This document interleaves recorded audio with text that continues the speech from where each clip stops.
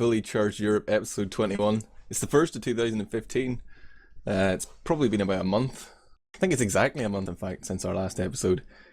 So we'll take a look back at what's happened since then, and then we're going to be talking mostly about ETFDL Season 20, but you know, like, we're all going to keep you on tenterhooks there, put that towards the end of the show. How's everyone feeling today? Sideshow, making love to that camera. Not quite. I wouldn't quite go that far, but I'm giving you a cheeky little wink.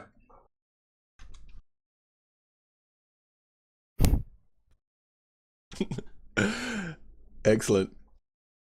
That will bring us nicely into our quick rundown of what's been happening then. I'm going to look for some reaction here. Of course, we had those Valve's game show matches right in the sort of dead of the winter holidays there when there was no real competition going on. We had these show matches where there was no whitelist, just as an experiment or to remind everyone why we have a whitelist or not. Kaidus played in it. Tell me about the Babyface Blaster. Tell me about your reaction.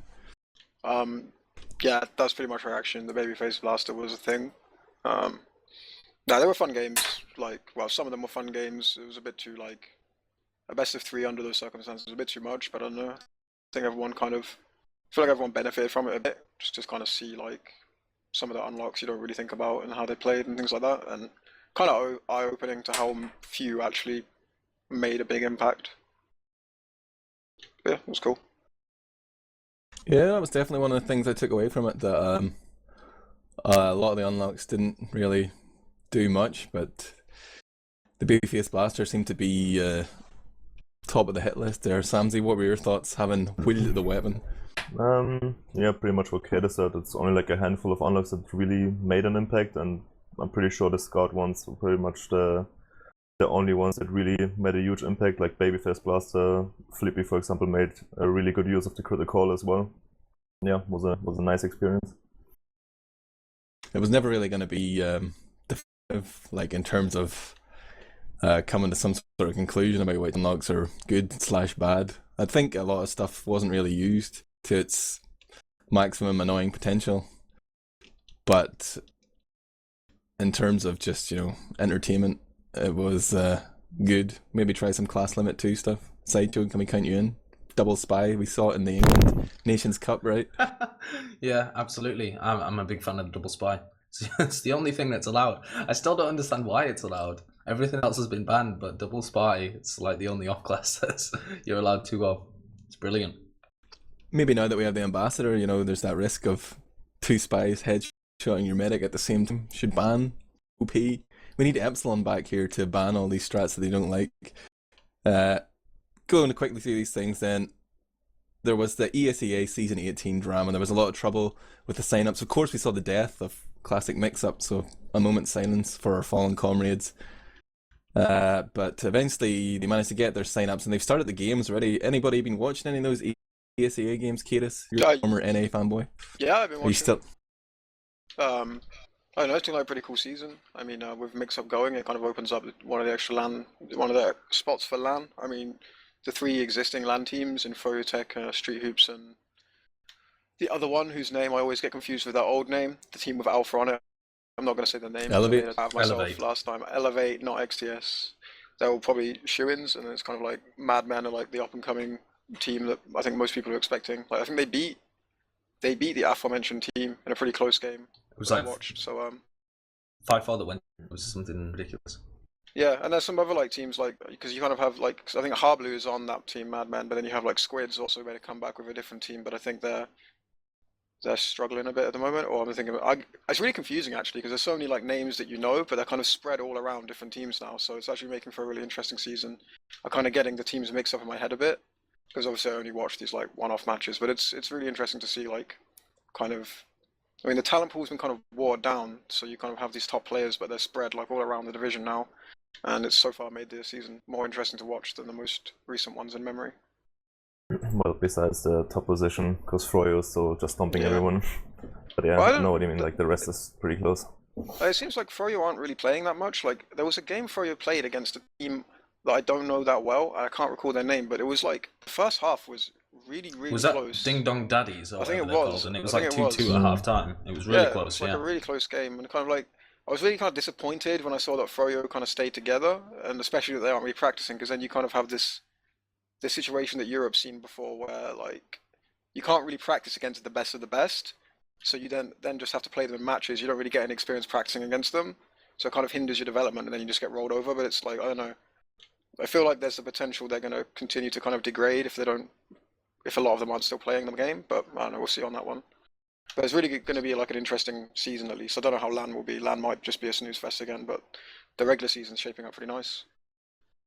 There was a lot of doom and gloom for a while there around various forums, with people, calling out the end of TF2 as we know it competitively, especially after Mix-Up announcing they weren't going to play anymore. But we've seen this plenty of times in Europe and maybe North America, where the stakes are a bit higher. They're sort of experiencing this for the first time, but the response has been pretty incredible. Like, I don't think I've ever seen the NA coverage guys doing so many games or so many articles. Like, there's articles for Open, Intermediate, and Invite all there on Team Fortress TV, and like they're just covering every game, it seems.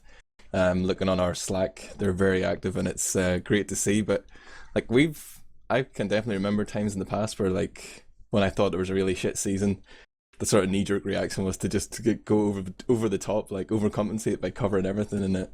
That's going to be beneficial for everyone, I guess. But skipping ahead, TF2 Center Archimedes Cup is this big cup coinciding with the release of the first official version of the tf2center.com. It's in partnership with ETFTL and scrap.tf, which is cool to see, like, these non-TF2 or non-competitive organizations coming and supporting the comp scene. Me and Sideshow have been casting all of it so far, and mostly we've just been filling dead time, right, Sideshow? It's been absolutely thrilling. The 3 games that we've actually managed to cast compared to the 3 hours of dead time that we've had to fill as people mess about with servers. But it's been alright. Had to work on my communication skills. Like, I didn't follow the cup at all. Sorry to interrupt, but I didn't follow the cup at all, to be honest. And all I've heard is that everything went horribly wrong, and like 60% of the games aren't even played and stuff. So what went wrong there? Yeah, so it's sort of, maybe it's a case of too many cooks spoil the broth. It's Too like there's many cooks. There's 2 different systems. So the whole tournament is being organized. The teams are managed through ETFTL as you would normally expect. But you have to play your games through the TF2 Center lobby system.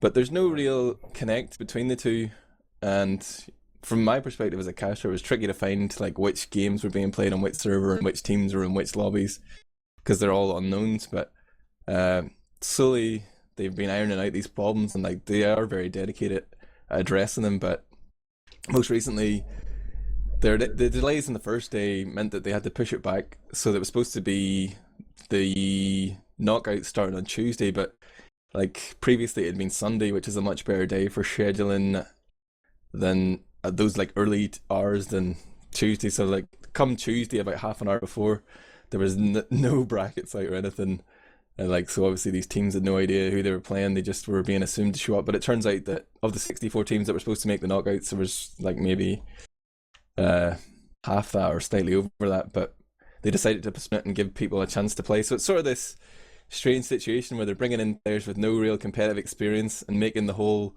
process of playing a game of competitive even more convoluted and like an absolute minefield to navigate. But it did end a bit disastrously on the first day, and a lot of people I think sort of lost heart.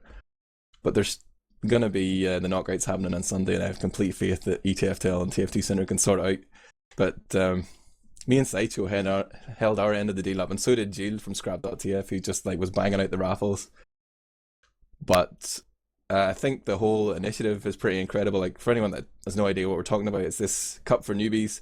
There's a €1,000 prize pot. There's €400 worth of raffles given away, and another €200 raffle for teams that complete the cup and complete the season. So it's like there's so many well thought out parts to it, but the actual implementation of the games was a bit of a mess. But credit to everyone involved. Like, haven't just given up. They're really slogging away at it. I don't know if any of you have been. Go ahead.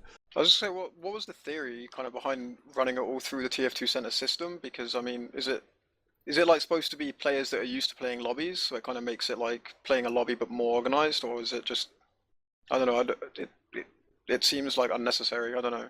I think the target audience was people who played TF2 Center and had games logged on logs.tf but had never played in a competition like a tournament before, and they'd looked at the amount of players in TF2 Center.tf who hadn't, and there was like an untapped pool there of potential players, so they just thought the best way to get them in, I think, was by feeding them directly through the system that they were used to. And also I think it's probably, if it had worked completely like without any flaws, I think it's a better system for new players than them finding their own server and arranging it, and like corresponding with the opposing team and stuff. It makes it a little easier if it actually works. The problem is it didn't. I see. There were some things that were just unforeseen as well. It's like some people who'd signed up to the Cup had bans on TF2 Centres, so they went to play their games on the first Sunday, tried to join the lobby, but they were banned from the system. So it was like, just things that hadn't been anticipated. Unforeseeable. Yeah. But I think it's been a learning experience for everyone involved, but I love the whole idea behind it. That's why we committed our best 2 casters, and we're going to stay out till the end. But moving ahead then, we had the ETF2 Sunshine. Didn't get to cast, although I'm enjoying the map. Kaidus, you played in it?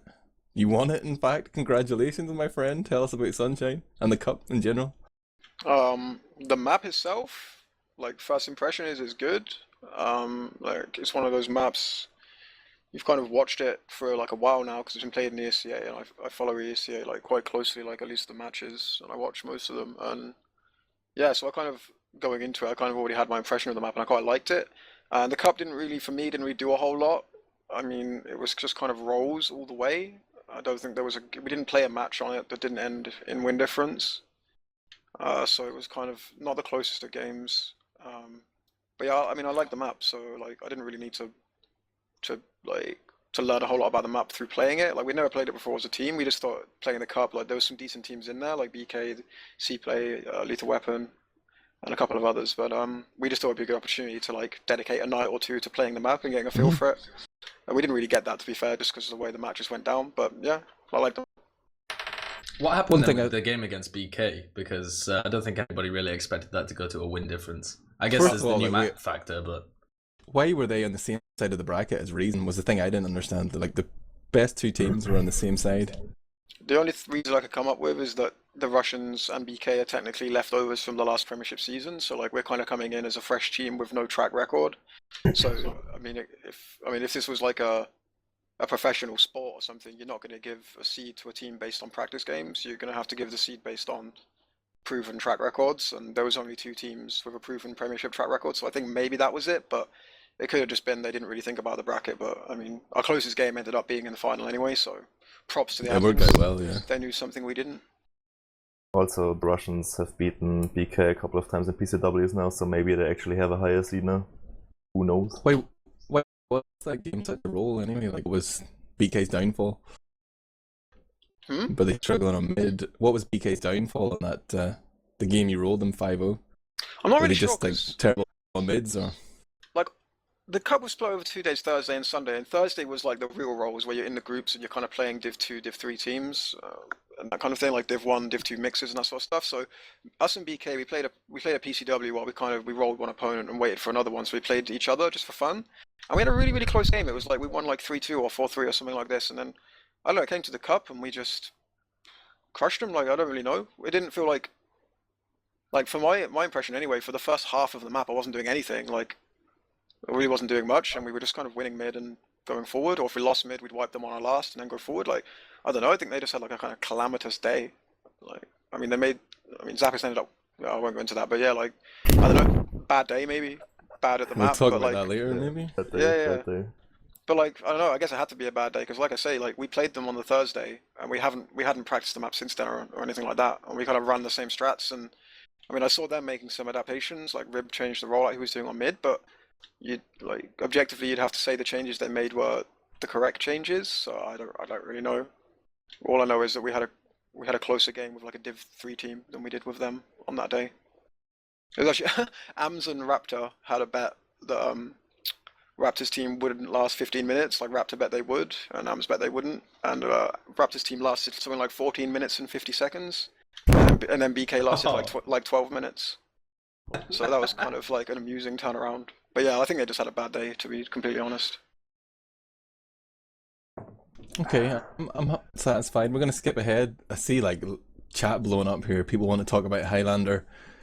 We're not going to talk about the Highlander LAN, but we are going to talk about TF2L Highlander C7. It's at the playoff stage right now. It's been covered throughout the season by our boy John here on the camera and the incredible Blackout Gaming TV. But to paint the picture for you right now, the top 4 teams were Premtech, Stacked, and Highlander, and Tourette's at number 1. But Premtech have gone and beaten Stacked. They've just beaten Highlander on Sunday past, and they're set to create some huge drama by facing off against Tourette's Chess Club this Sunday and potentially beating them, coming from 4th place to take the title. Something we haven't actually seen yet in the Sixes season since that new system was brought in, the ARC system. Anyone got anything to say about Highlander? You want to move on? I want to give a shout out to my old team Stacked, and congrats to fucking up another playoff. That's all. But Sam, at least whenever we fucked up the playoffs, we still managed to win like Medic and Heavy of the season, you know? Exactly. That's what UGC. Finished 5th in the league, Medic of the season. Yeah, we're going to move on. The thing I was probably most taken by in the last month was Gentleman John's release of TF2PlayerRankings.com. Incredible stuff. I realised I was in the bottom 20% of medics on TF2Pickup.net and had just had to level my game up. You know, I'm almost catching up with T and Lulu and all those other great medics. Your thoughts on the new stat system, Sideshow? I keep getting worse and worse. It's ridiculous. I was absolutely terrible at the beginning. I was down there at like rank 205th or something, just because I always messed about in lobbies and I'm terrible anyway. And I was really trying to work my way up. I think I got to about rank 60 or something like that.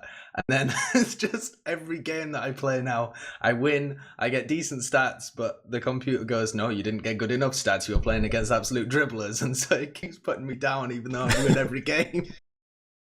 And I slipped back down like 200th or something. I'm not enjoying that site.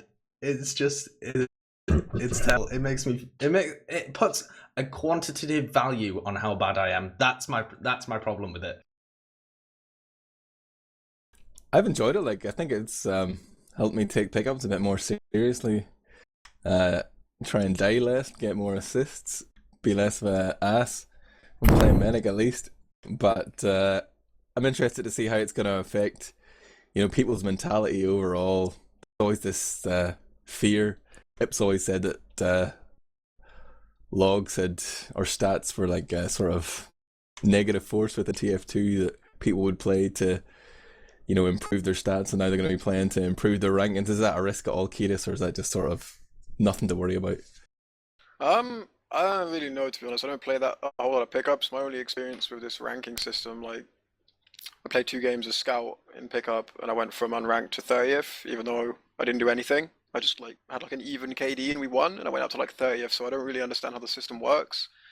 But I don't know. Like, Gentleman John seems pretty like really cautious to make sure that no one's trying to, like, you know, game the system, and like if there's a guy you're gonna kind of trust to make that a reality, it's probably him. So I'm not sure. Like, I haven't enough experience with it to know how well it's actually working for people. But to me, the system at least seems like it's based around, you know, if you're playing to win, then you're gonna improve your ranking, and if you're playing just for stats, it's not having a whole lot of impact. So I don't know. As long as he's kind of hitting his goals there, then I don't know. The people that are just trying to, you know, standing back and spamming and just padding their DPM, I think they're not going to have a very good time with it. I'm not sure. I mean, I don't know how the system works, to be honest. So it's, in theory, it's not really comparable to the kind of the log syndrome where people are just, they want a good number when they look at their stats, because in theory, like, the number is based on a whole load of different things. But I don't know. Only John could tell me if it's actually working. Yeah, I don't think it's like based on your like total damage or anything like that. It's based on the players you're playing against, and Yeah. I know he doesn't want to say which stats are actually responsible, but I'm pretty sure damage isn't one of them. Sam, your thoughts? I like the initiative. I think it's really fun for like new people or not high level players to just have some kind of rating system. Like, I personally don't really care about it. I still play those to have fun or just get really pissed off because people are retarded. Yeah, as I said, like I just want to add that it's not based on damage and DPM as far as I remember. It's more like the win ratio you have against certain players, and I think some weird mathematical shenanigans with like kill death assist ratios and stuff. Yeah, like So if you guys can't really play demo. Sorry, but you can't really play demo and just spam chokes like war and get 15k damage. It doesn't really matter at all. Like if you've read any of John's articles over the years, how long has Gentleman John appeared on our scene? But like he's always been working on this sort of rating of how to sort of give a unified skill rating across classes, or something representative, and he had developed it to a point where he was trying to invite the other pickup sites like TF2pickup.net, TF2 Center to implement it, but no one really took him up on this challenge, so he just made this ranking system himself as a sort of fuck you. But it's really great so far. It's only in beta right now, but already, I mean, it's good to go in my opinion. I'm gonna keep talking here, or skip ahead. One thing quickly, if I just say, go for I it. really think, I don't know if I'm alone on this, but I really think he should remain open to suggestions for different rank names. Because I don't play other games, but like when I hear people talking about like CS:GO and they say like, oh, I'm global elite or whatever the fucking hell they're called and play that game, I don't know. But I mean, to an outsider or to anyone kind of who knows about the game as well, those ranks sound like something that rolls off the tongue. And like, I mean, it doesn't sound cool unless you're 12, but What, a distinguished Master Guardian? You think that's cool? well, no, it doesn't sound cool, but like it sounds like something that kind of rolls off the tongue, and you based on, I don't know, they just kind of work. But like legendary primeval warrior, it's just like I kind of get the idea behind them, and I know he took the best suggestion he had, but since it's still in beta, I think maybe he should stay open to suggestions, because those names really don't like. If I was like on It's a based mumble, off the like TF2 lore or whatever, it's like part of the game. but it's like it's not unique though. Like if you hear someone say I'm Australian, like if you don't know what the hell they're talking about, you'll just think they're talking about some shitty weapon they have or something like that. I don't know.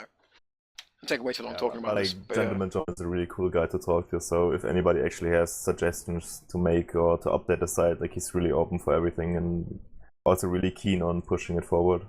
Yeah, because I mean, when he made the thread saying he was working on this and he needed name suggestions and stuff, I mean, I had a look and I kind of thought, can I think of anything? And I couldn't think of anything, but I mean, I didn't realize how close the system was to being a reality, and if I had, I maybe would have put a little bit more thought into it personally. But that What's stopping you now, man? Fuck's sake. Yeah, no, I think I'm shit at coming up with names. I wouldn't come up with anything good, but I think someone out there probably is better than me. And maybe they had the same kind of impression, like, oh, that's probably going to be 6 months away. I'll think about it later, or I don't know. I just think I'm not like saying that got awful, but maybe just remain open to changing them. He sort of like shot himself in the foot, or like he made all these ranks, but then he also put the numbers there as well. So like nobody gives a fuck about the name of the rank. I just look and see like 1, 2, 2, 3, 3, whatever. Yeah, I guess It seems superfluous, but But then you have that whole like you distinguish between being rank number 1 and position number 1. Again, you have kind of like a confusion there. Yeah. But I don't know. This is kind true. of just trying to like make a. We're going to talk about three lands here. Obviously, Info Show's been known about for a while, but recently announced Gamers Assembly 2015 is going to be happening in Poitiers, France. That's on April 4th. Then Info Show 2015 is going to be happening in Kaunas, Lithuania. That's 17th of April. What's that, like a week, 2 weeks later? Multiplay Insomnia 55, 28th of August. Is been confirmed that they're willing to support TF2 by Nymphe, tournament admin. And then the LAN everyone's talking about in Twitch chat, Deutschland, which has been set up as a Highlander LAN somewhere in Germany, a place where they've got like, 9 chalets. Sounds pretty cool. A sort of boutique LAN for TF2. and that's happening September 11th. Who's going to what LAN? I'm not sure if I can even make any of the LANs in spring, but I'd definitely like to go to Insomnia 55 and to Deutschland. Whoa. Did you just say you're not sure whether you can make any lands in spring? It's the beginning Mate, of the I haven't dodge booked of anything. info I haven't show. booked anything. This is the beginning of the dodge. This is step 1 dodge. I know it. I can see it coming. It's ridiculous. The Lithuania will be a worse place without you. Although Tapley's going, no, that's a strong draw for me. Not going for the TF2. Go to see Tapley. What a legend. Yeah, There's already like a Extrema lot of was people there last confirmed, time, right? Even Mirland came over last time as well. But let's have a serious conversation here. We got Reason Gaming, we got Ubersexuals, Epsilon, whatever the fuck you're called now. Are you guys gonna send teams to LANs? If so, which LANs? Well, we had talked before about InfoShow LAN, but I think we switched our roster a lot now, so it's kind of up in the air. Personally, I'm pretty sure I will go to I-55. Like, if it's happening, then I'm surely willing to come.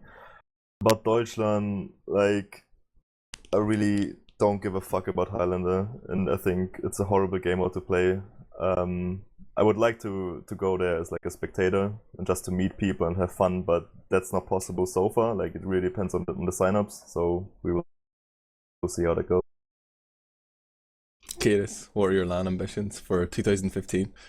I don't really know. I haven't really given any thought to any LANs. Like Gamers Assembly for me on a personal level is an instant no, just because like the kind of the expenditure to get there, and like I couldn't play there, like, for various reasons. Like Liftland, I don't know. Like, I would like to go to Liftland, but just as a spec or something like that. I don't really want to play there, like, because I have this thing with my hand, and I don't want to I kind of did it for I-52. I kind of did it, and then I couldn't play games for like 3 months afterwards because of like the amount of games you had to play in those 2 days. So like the only way I'm going to go to a LAN and play is if it's like a really big deal, like an I-55 or something like this. And like, I'm not making any, like, as Reason Gaming, we're not making any like LAN plans at the moment. Like, we just made this team for this season, and you know, like, some of the people in my team are not like renowned LAN goers, so it's not a discussion we've had at this moment in time. You got a guy from fucking Iceland, man. You couldn't get any further away from Europe. Like, Well, I think Haffy, like, I think I've heard Haffy say he would go to LAN, or he would want to go to LAN. Not like in a discussion about Reason, but I think he's Yeah. one of the more likely, though. If I wanted to get this team to LAN, he's probably one of the easiest ones. Wasn't there something about Max's dad sponsoring him to LAN or something ridiculous like that? So Who's there's your that? sponsored Icelandic gamer. But Zub was thinking about going to a previous LAN and ended up not going, and I don't know. It would be nice to have your full team there, though. Yeah, I don't rule it out, but it's just not like, I mean, we joined Reason Gaming, and I presented the idea that Reason Gaming wanted photos of us, and I got three instant responses of absolute disgust. Like, no, I'm not fucking having my photo on the internet. Like, I just like, oh, okay, we won't broach LAN for another 6 months then. We'll ease them in. Photos for now. LAN maybe Sideshow, later. in the last year, like 2014, you went to quite a few LANs. I think you guys, after InfoShow last year, you were considering going to France as well. Yeah, we were, until Mike screwed us over, as he's apt to do with a lot of teams. Your thoughts this year then? I'd like to get down to France. I'd like to go to this Deutschland as well. Although, I don't know, I'd really like to go to Deutschland if it was filled with players that I know, but I honestly just don't know anybody who plays Highlander. Like, I just don't. The players who play Highlander and the players who play Sixes are just completely different, and I really don't know many of them. I don't think it would be worth my time going there to socialize just with a fun Highlander team or something. But it sounds like an awesome LAN, so if anybody's into Highlander, should definitely check it out. But I think my sights are set on InfoShow, definitely, and then maybe like OG or something. Is that not happening in some time? I don't know. There was some whisperings of that. It was cancelled, the previous winter one. Yeah. Because they couldn't find a place with a good enough internet connection. I gotta ask then, you know, maybe a hot topic. Is this what Twitch chat want? Deutschland then. There was a bit of reaction on the ETF2L forums. The people who don't understand Highlander or the anti-Highlander brigade coming out and, you know, really slating the organisers for making it a Highlander first, which is sort of slightly ridiculous. But what were your thoughts on that? Do you think it's warranted? Is it justified? Do you want to burn Highlander players at the stake? Well, I know why they are making it a Highlander LAN. Like, it sounds reasonable to me because we already have several Sixes LANs and stuff. The only real problem I have with it is that you need 9 players to actually show up to a LAN if you want a proper team. So I have kind of the problem that I don't see any competition happening there, because there will be like one super keen team that actually can field 9 players of the actual roster, and the rest will be just herped up mixed teams. And another reason is that they brought up the reasoning for making it Highlander, because if you only have 6 players for one house, which can have 8 people in it, then it wouldn't really use the houses to their maximum potential. But then again, I think if you have 9 people, then there's always one guy left out, so you have like one house of rejects somewhere. Yeah, it's just so terrible. And that's just in my eyes, really dumb and really like ruins the point of a community LAN where people just want to like hang out together and stuff. But it would be so easy. I'm not organizing it, so. If it was 6v6, like those houses would fill. Like that's just 2 people that can go and like. You always bring a friend or something. Like, there's so many people that would just be like, "Yo, you got a room spare? I'll take that room. Like I'll chip in for whatever it costs or whatever like this." It would be so easy. In Highlander, it's just a complete like logistical mess. But it's like this. They went and organised it. They went and fucking did it. And it's just like, all these nerds in the forums getting mad. Yeah, I don't really get that. They would have done it when they'll never fucking do it. I don't really get that because I mean, in theory, anyone could go and contact the organisation as well and say, you know, what weekends are you available if I wanted to put on an event? Because I think that's how it works, right? They just have it. You put on the event, you contact them and give them a down payment or whatever it is. So like anyone could go and do it, but it just happened that some Highlander keeners did it. Why don't we do it? Don't get mad, get even, go fucking organise your own Deutschland. We'll see how theirs goes first. We'll use theirs. We'll just kind of we'll see what kind of problems they have, and they report back, and we'll wait until they fix it before we arrange a 6v6 LAN there. That's the thing. Like, I don't understand why everyone's getting kind of so upset about it. Because the first LAN you have there is surely going to be pretty like modest. You don't want to aim too high because you don't really know what the venue's capable of. At least not for sure. So the first event's got to be a pretty modest one, just kind of testing the waters anyway. So who really cares if it's Highlander or Sixes or whatever? You're going to get the same information either way. Like the only reason why I'm upset is that the Deutschland would be a really cheap possibility for me to actually go to a LAN again and just meet people. And so far it's not even confirmed if you can just show up as a spectator. Like I wouldn't even mind if the people just play Highlander there, because I can just stay there and meet people and hang out. Like that's no problem for me. But that's not even confirmed yet if that's possible at all, so that's why I'm kinda meh. I'd like to go. I'd like to support Highlander. I think it'll be cool if we can get like some serious Highlander team set to end. Yeah, stacked reform at Deutschland. Yeah, definitely. The last thing then on the list of things we were supposed to talk about quickly that's taken 40 minutes already was just that we still have no idea of Valve's plans for 2015. There was all that stuff that came out whenever there was all this doom and gloom on the forums. We mentioned that we'd composed a letter / email and we'd been in contact with Valve and we were waiting for a response from them, and that was maybe around November time. We waited December until after the holidays, and I think maybe Enigma contacted them again recently, but we still haven't heard anything back. Yeah, X-Time hasn't yet. Rumors going X-Time's around. been too busy, but he said he would at some point of the next week. There's still the rumours about Valve matchmaking. The end of the line update seemed to be a bit of a damp squib for a lot of people, but I really enjoy the manpower mode that's in beta. I think it's pretty sick, but probably not. It almost is competitively viable because everything's just OP as fuck, but it's pretty fun to play in pub. Reminds me of days gone by. But I heard as well some people suggesting, I don't know if this is, what the fuck is Sideshow doing, verified or not, but there's, some people, the rumor mongers suggesting that maybe TF2 is going to be ported to Source 2, but I don't know what that would even mean for us. But we did have an update then. There were a few weapons. We can talk about them as we just segue forward. I'm not going to ask you what you think of Valve's plans for 2015 because nobody fucking knows.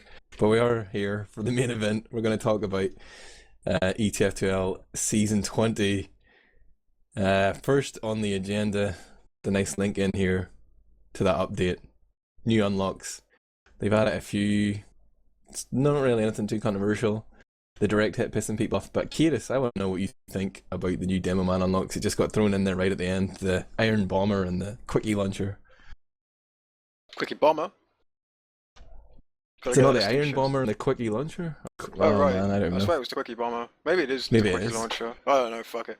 I think they're both pretty good. Like, as far as the unlocks Valve give us over the years, I think they're pretty well made and well balanced. I mean, arguably that's because they're really, really similar to the original weapons and didn't really try to be too creative. My impressions are they're both completely viable for sixes, not game breaking and not so underpowered or anything that there's no point to use them. I mean, you see a couple of demos at the moment. I think Death has been using the Iron Bomber. I personally don't want to use it. Just because I'm aiming, it's pretty much the same. You have a bit more control of the rollers, which is nice, but I'm pretty much aiming with view model a lot. So using a different view model is just I can't be bothered with it. There's not enough benefit for me to get used to that, so I don't bother. But it's completely viable. The Quickie, I'm told it's called the Quickie Bomb Launcher, so we were both kind of half right. The very fast bomb shooter. I think it's good. It's viable for certain situations, but it's it's not something maybe I'm gonna bring it out in matches and try some stuff with it, but it's not something I'm gonna consider using a lot. You can't run it full time. You need the ability for stickies to stay on the floor in various situations, but it is something I can see demos switching off to here and there. But again, the charge time for me to play with it, my experience of it is it's a mindfuck to play with it if you're only using it here and there, because the charge time is it's doubled, so you hold the charge for half as long and it goes as far as a regular sticky. And for me, I'm charging every sticky, even if I'm only charging it a tiny bit, every sticky that I shoot pretty much, unless it's just complete spam, close range spam, I'm charging them, and it's fucks with my mind basically, trying to switch back and forth between them. But I think, I don't know, because I'm just playing PCWs basically, I don't really play the game outside of that, but for someone maybe who's playing a lot of pickups, a lot of DM, if they want to commit time to it and get used to both speeds and really be able to switch back and forth, I think it could be a really nice weapon. I haven't actually played with either of those guns yet. Probably rent them from the Manco store, but I don't want to inflict my Demo Man playing on anyone. But, in terms of the other weapons then, Shortstop, Direct Hit, Cow Mangler, Liberty Launcher, Scorch Shot, Detonator, Scottish Resistance, Frontier Justice, Ambassador, all added to the game. Direct Hit is the one that most people have been crying about, and perhaps rightly so. smzi, how do you feel about it being one shot as a scout? I don't think the Direct Hit is good at all, to be honest. I mean, obviously, if you get hit by a rocket close range as a scout without a buff, you will die, but I don't know. Just in general, the weapon is pretty bad in comparison to the regular rocket launcher. No spam, that's pretty much taking the soldier class out of the game, in my opinion. So, yeah. I'm not afraid. It's probably the most frustrating to play against the soldier, because you're a bit slower and you're probably easier to connect those directs on, but we saw a lot of use of it in the Valve's game show matches.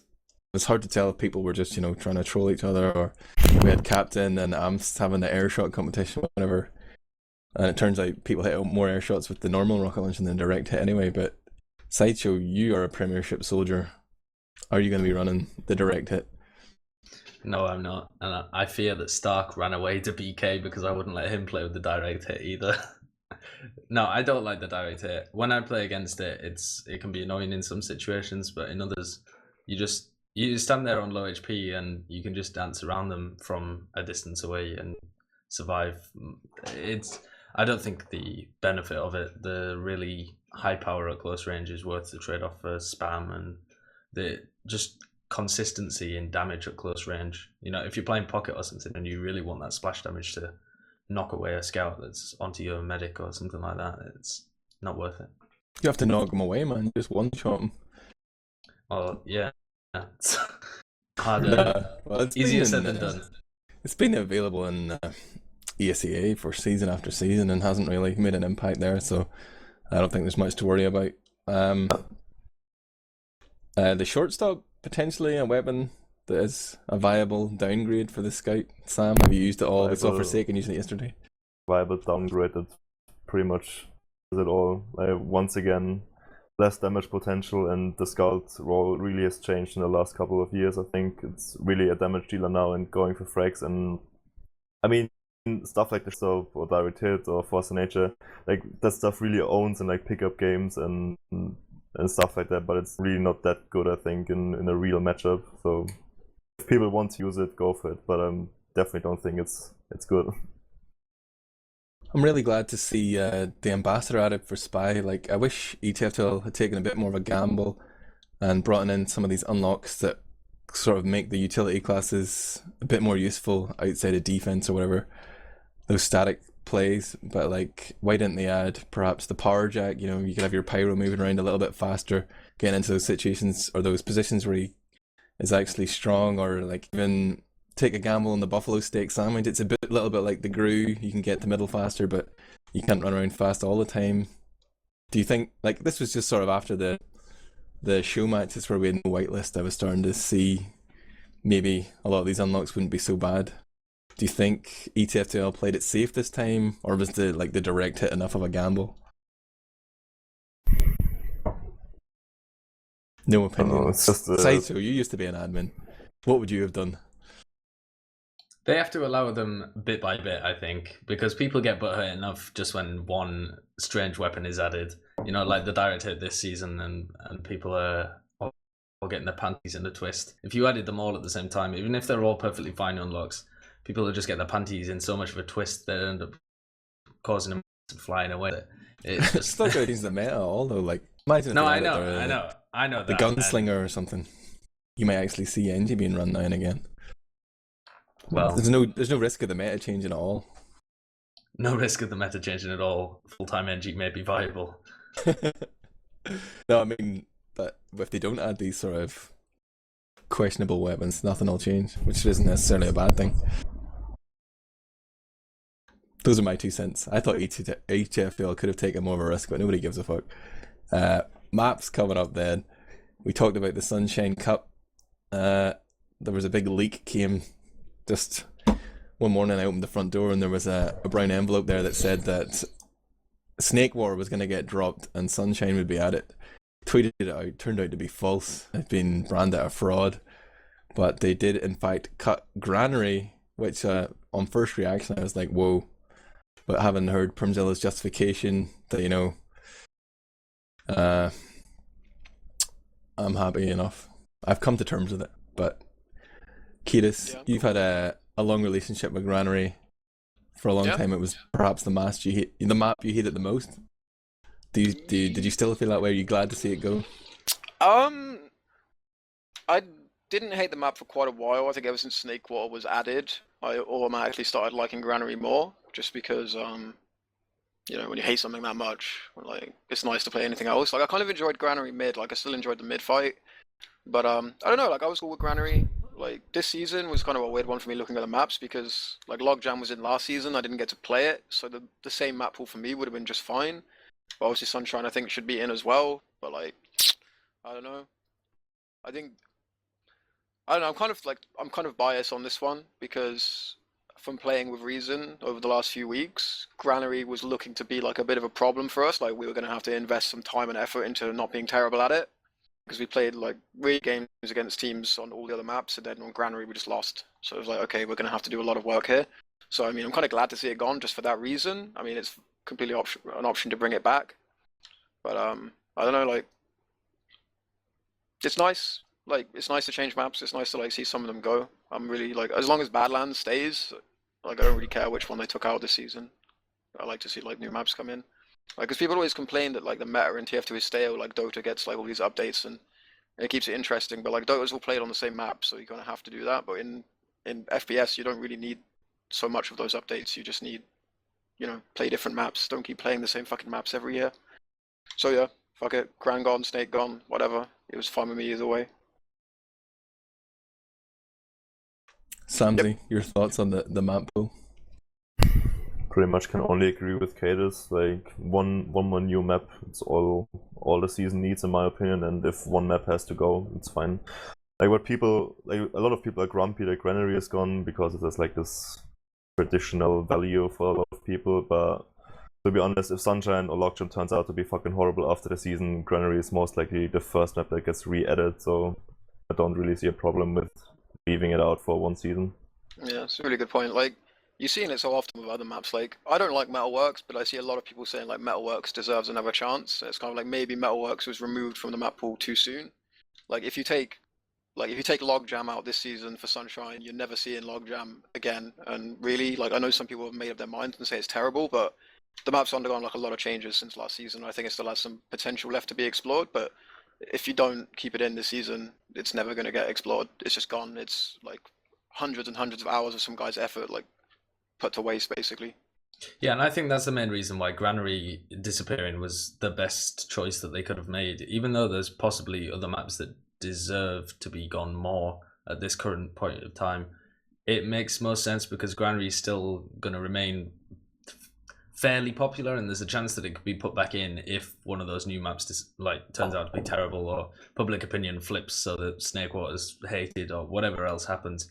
Granary is always going to sit there as a map that could potentially be brought back in, which I don't think is really true of any other map.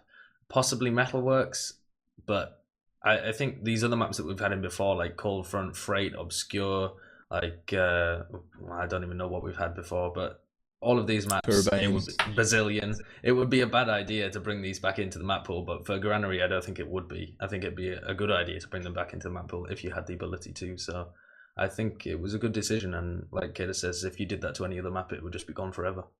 I think we're kind of seeing this season like the limitation of like ETF2L in a way. Like I don't know exactly why, but I've been told before, and it made sense when I was had explained to me. Like they have to keep a certain amount of maps in the pool. They don't want to go above or below that really. So I mean, if in The a number of perfect weeks world, or whatever. yeah, in a perfect world, we would just keep Granary, add Sunshine, keep Logjam, and just keep on going. But we don't have that luxury, so I guess if Granary's out for one season, when it comes back next season, at least, you know, we gave all the other maps a try. Why not add an extra team in Prem and have an extra week, or an extra 2 teams, extra 2 weeks? Get rid of all that Nations Cup nonsense. Play more TF2, have more maps. Maybe not. Talking about that though, they have announced today that they've decided to extend the schedule or the sign-up period for all the divisions below. Have they named the divisions yet? For all the divisions below Prem, so your high and mid, intermediate, high and mid, they're called now. Open and main. They're going to give an extra week there, and that leads into this whole drama. The ETF2L fundraiser, of course, was announced very recently, but a lot of people thought that it was too recent, that there wasn't enough time between the announcement of the fundraiser and the beginning of the season. Fundraiser itself seems to be pretty successful so far. I think it is at like a third of the money raised within the space of 2 days. Pretty good. But there was an interesting forum thread there from Veethooft and Kaneko and the various threads around the place. Your thoughts, Sam? You were involved with the sort of perks and the fundraiser. What was your reaction to the uprising? Like, I can't really take Kaneko serious at all, to be honest, because for some reason, for the last couple of weeks, he just turned into the guy that just has to stir up drama and post retarded comments in forums anyway, so I'm just gonna leave him out completely. And concerning Veethooft and his post, like, I really think he put a lot of work into his criticism, and he has definitely brought on some good points. Just the way that he posts this shit in like a public forum to just kind of stir up drama, in my opinion, or just stomp on ETF or something, was just a really bad move, because it really hurts like the reputation of ETF12 and the people I personally think could have just talked to like Sonny Black or Pamzilla, and most of these problems could have been dealt with without any like big attention or attention whoring on the forums. But yeah. But I think his point was that he tried to use these other channels over the last few months. It's about the fact that TF2 Pickup hadn't consulted for sponsoring purposes. It was like other things, like the configs and stuff hadn't been updated when there's only like a week until the league's supposed to start. The thing is, ETF2L had talks about making this fundraiser and a really big season 20 like last year in October or something. But as usual in a community league where nobody is getting paid, people just have a lot of good ideas and really want to make something, and when it actually comes to doing work, nothing happens. That's also the reason why I actually got into it and put in some work to help Sony and Perms a lot, because in the end they were just left alone and we kind of had to rush things before the season. And that's what I'm saying, like Vito definitely brought up some points, like the trading account not being set up properly, and we couldn't reach out to everyone in that short notice and stuff. As I said, like it definitely isn't the perfect solution for the season, but yeah, we kind of had to rush it in the end.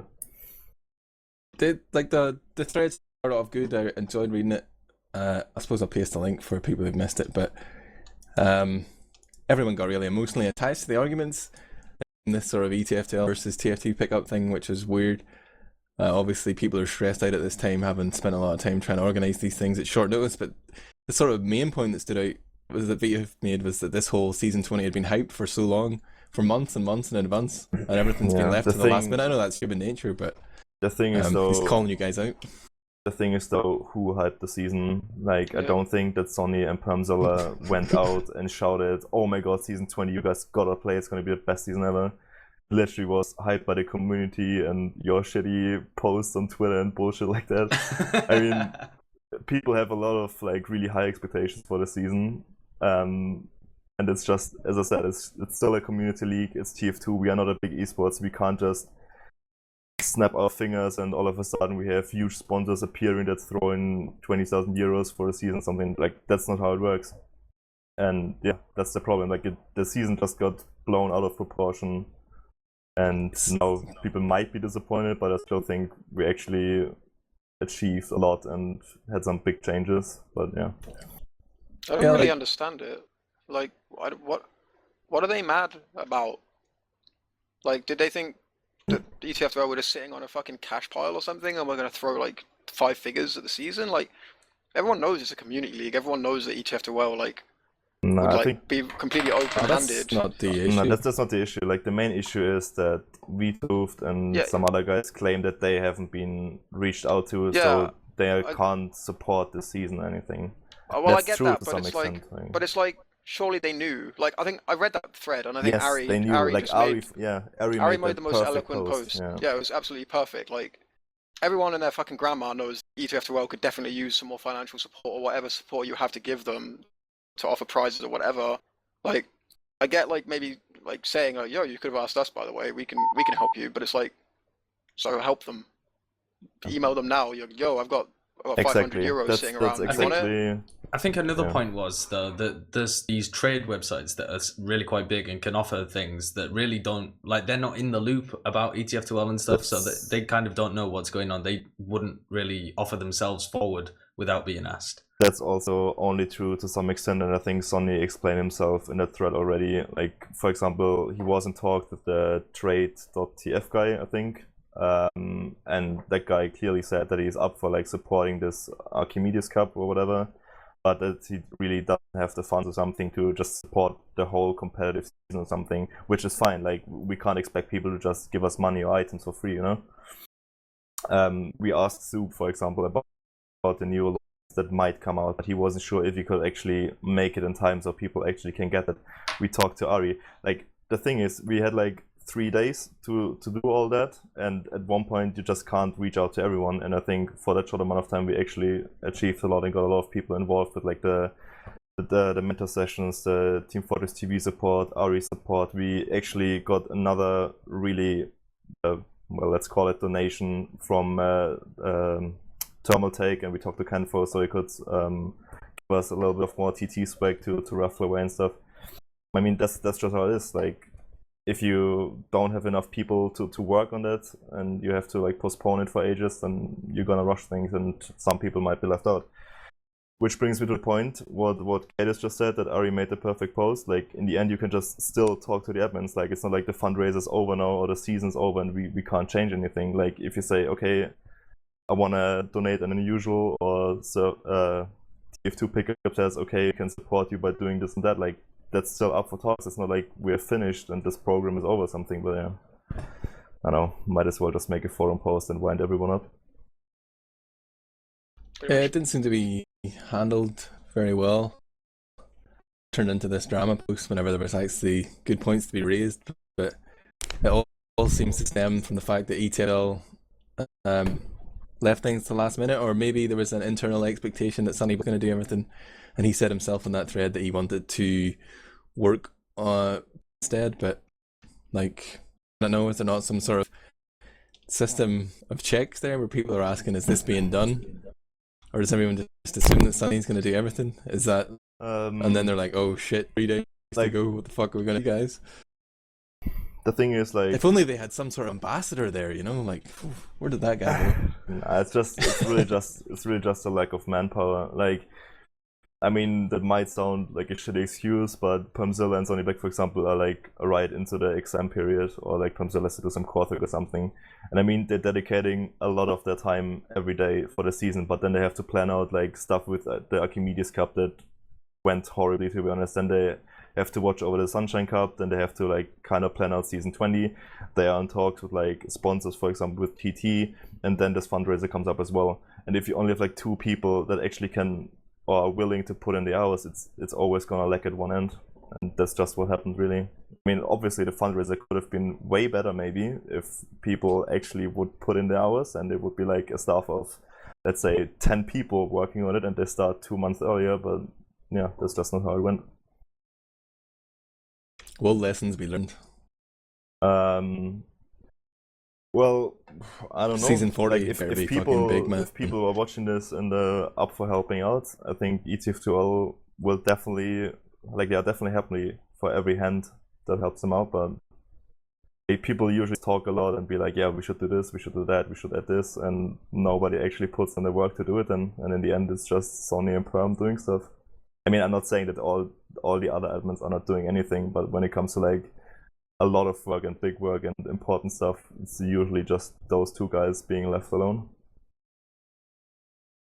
So is this turning into an advert for people to, you know, support the ETF2L staff? Oh, definitely. Like, if people are out there that have like too much time or want to help out, then sure, like go for it. The thing is, I mean, I'm really close with Tony, so he tells me about most of the applications and stuff, and I mean, 90% of the applications, no offense, are 14-year-olds. They can't speak English or write English properly. Like, those guys can't really, that's not really help wrong. out, you know? So, yeah. Okay, we've talked about the negative reaction to the announcement of this fundraiser, but I just want to sort of go over again what's happened. ETFL have come out and they've created Indiegogo fundraiser here. People can donate to contribute towards the prize pool for ETF2L season 20, and that's gonna apply not just to premiership prizes, but it's going to be across the full 4 divisions.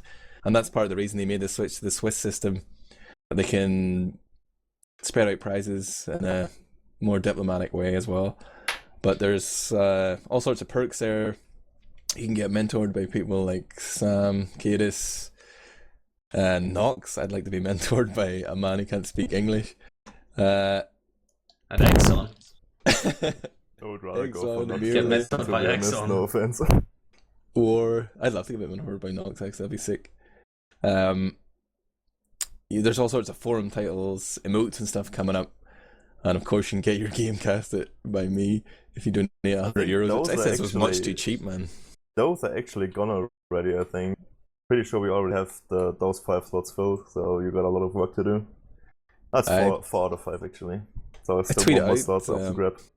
Before they extended the deadline for the sign-ups, whenever I said if you do a week extension, I'll take another 5 games on board at €150. But Permzilla says he's not going to jack the price up. But I think you guys really missed a trick in with the structure of the perks and stuff. Like, if you see any of these, you know, Indiegogo or whatever Kickstarter, there's always like some crazy super expensive perk for the high rollers, and I think €100 is cheap. Like we're twice gonna the add price, man. You could still get people paying for me to cast we're their surely games. gonna add a high rollers perk, and it will be €500. And for €500 you can choose 1 player that got banned previously, and you can review the demos, and you get all the stuff that he got banned for.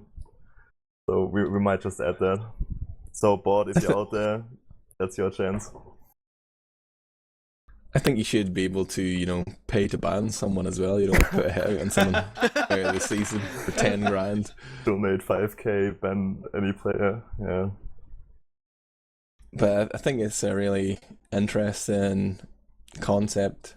There's been some good points raised about how sustainable it's going to be in future seasons, but for now, it's like a new territory here for ETF2L. Obviously, there's still TT Esports, who haven't mentioned at all, contributing prizes for raffles, as hardware, and I think cash too.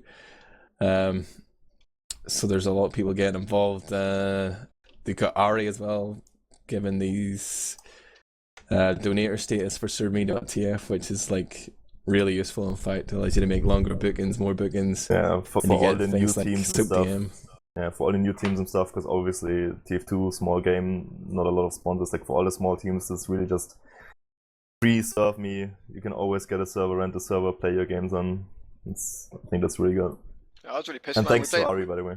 We played the Sunshine Cup and we thought that we were competing for the Serve Me premium things. It turns out only the lowest tiers got that. And that was like really what we were playing for. Like we wanted that shit, but we didn't get it. We got like keys instead. Very disappointed.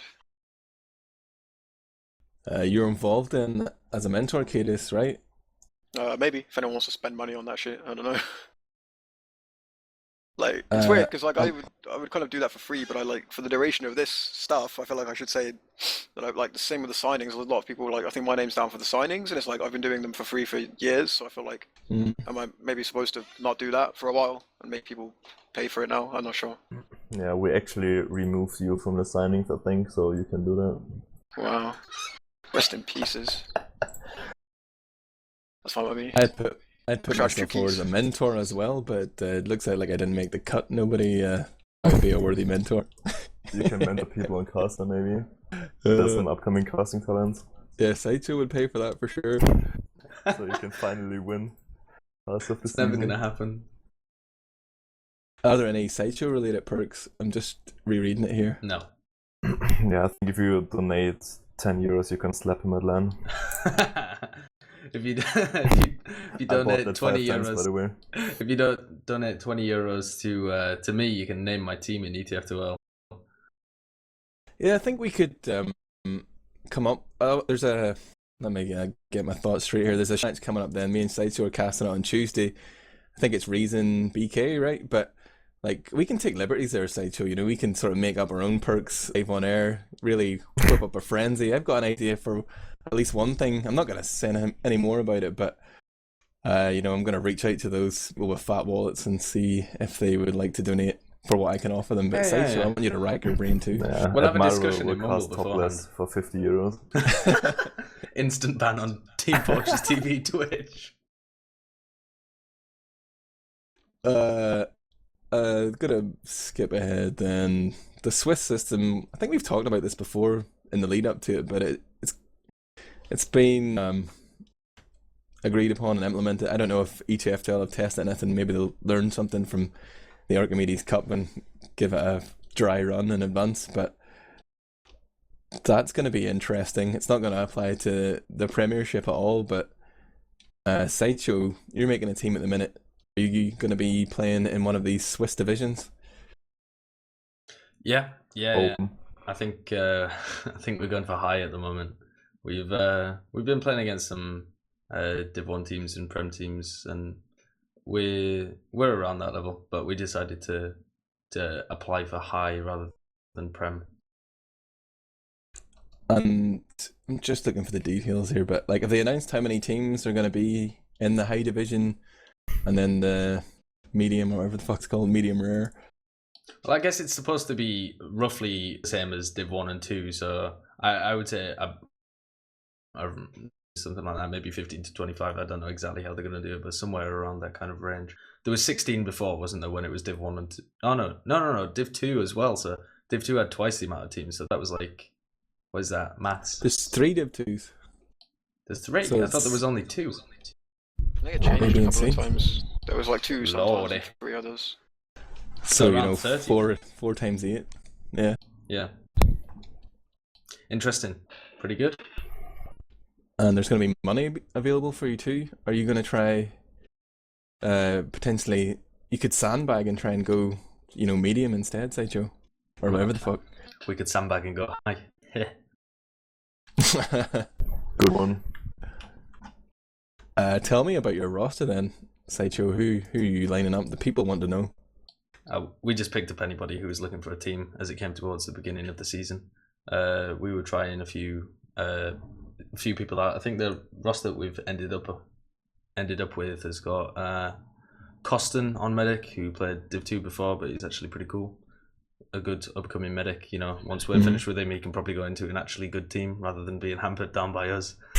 The demo man, I think we've got our eyes on Sparry, but I'm not sure exactly what's going on there. I think he was aligned to Connor and might break his heart or something. I don't know. The demo man situation is a little up in the air, but I'm sure we'll sort that out. Pocket is a Boke, I'm on Roma, and then Scouts are Nookie, and the other Scout is a choice of 2, but Give us the names.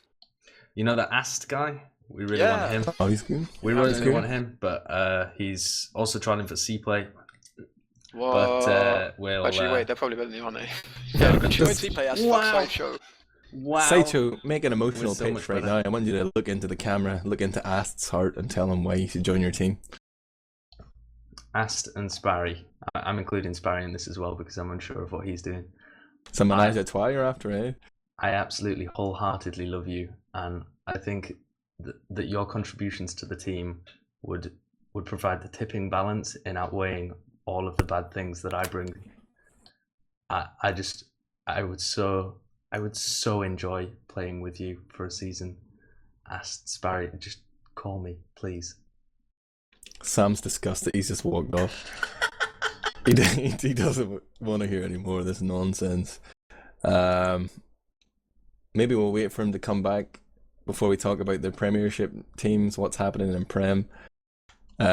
Somebody said they had was it you, Sideshow? Do you have a list of Premiership candidates? I Pretty sure did that was do, Sam that said that. but Sam was has it Sam? Sam has the proper one. I had one, but it was old. It was like a week ago. So many new Prem teams in that last week have come. Well, yeah, 2 of them hadn't signed up that I assumed would, so I guess they have now. Like the Frenchies didn't sign up, but as far as I know, they're playing next season, and I assume they've gone Prem. Maybe. They just maybe qualify. Yeah, just gonna about. be. What's the situation then? Lego, they won. They're coming up. Lego have done automatically, that thing but they've again got- that they do, where They've got a new roster, yeah. yeah, they win Div 1 and then they just switch around their roster and go, no, we can't possibly play Prem. Put us back in Div 1 so we can win all the They want to prizes play again. Prem though. They changed the roster. I but don't think they want do, to do they? Prem. No, the reason they changed the roster is because F2 didn't want to play Prem, and I think Natural doesn't want to play without F2. Well, So I'm it's like afraid a- without those 2 players, they are not capable of Prem. They are. But they still have Zen, the Beast. I think they're. I was talking to Dr. Phil one day in a pickup, and they're like trying out. I think he's going to be medic. They're bringing in a different demo. I can't even remember who, but I heard Beater mentioned as well as playing, or maybe Beater was to be medic. The roster didn't sound terrible, but I'm wondering, should ETF2L just force them into the qualifiers? And I'd ask the same about Low Kitty Ninjas. Are they They've still already alive? folded. No, they've already folded. Okay. Sideshow was picking up the scraps. Sunnyback was so mad whenever Cool Clan forfeited that relegation game. But if they fold it, then that solves the problem. Means there are how many teams still there taking up their spot from last season? Give me the info, Sam. Tell me the Premiership gossip. Well, we are playing next season. Kaidus team. Well, haven't played last season, but they're gonna be in next season, I guess. BK is from last season. Then some abomination of a Russian team will be in next season. So that's. But they're not going to be able to 425. claim. Can they claim the previous spot or whatever? It's a new team. I think they folded, I guess didn't they? so. Yeah, they folded, but I think like 90%, like all of them pretty much played in Prem before, so I don't think that will be a big hold up. But yeah, I think that's pretty much it already. For Cheese, just today decided to not play next season because Bull doesn't want to. So Saito just told us they were going to play. I was talking to T-Mac this afternoon and this this evening, and they said they this would. happened Oh, like hours ago that Bull Oh, decided that he no. doesn't want to play it. thought they mean, already a knew little that though. page. Boole had already said that he didn't Yeah, want to at the I end of thought- last season. yeah, Why hadn't they I planned thought for it as that? well. I thought it as well, but I think they actually kind of talked him back into it. If all the others will play, and now he just backed out again. I don't know. Oh, that's a bit dumb. Surely they can pick up somebody that's an absolute loss to the yeah, I scene, think not they having a should top pick up this French team. Costin guy. Isn't he French anyways? Yeah, he is. Keep your hands off. Yeah, I don't know. Like, I think it's still up in the air for them. Like, they signed up. That's all I know. But they might not play. So we will see if they pick someone up or how it goes. Maybe Bull just is talking shit right now and just wants to troll people, and they're actually playing. Who knows? Let me get this straight then. There's only 3 teams that are actually claiming a spot from last season. Recycles, BK, and Lego. Everyone else folded or got banned. eShock. eShock, I told Degon today they should just kick ball and recruit like AZN or someone, some French soldier, come back. But they're, not, they're big friends. They want to go to lands together. They love each other. BFFs. Yeah, best friends forever. But They they could just played get one like, full season together. they could just get a random guy to play, like just get a backup, like someone like AZN, but not AZN. I want to keep that fucking guy. Holy shit! But like someone like him, just like one night a week, he plays and Board doesn't. Like it seems like it'd be way more productive for them as a team to do that than just playing PCWs for like no reason for weeks.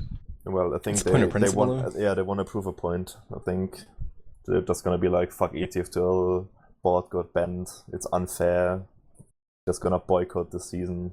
ETFs don't give a shit.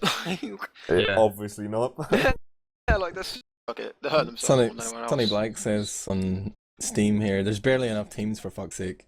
Apply for Prem and you'll get these days. That's actually how it looks right now, yeah. Like, once the provisional divisions will be released, I think a lot of people will have a laugh about it.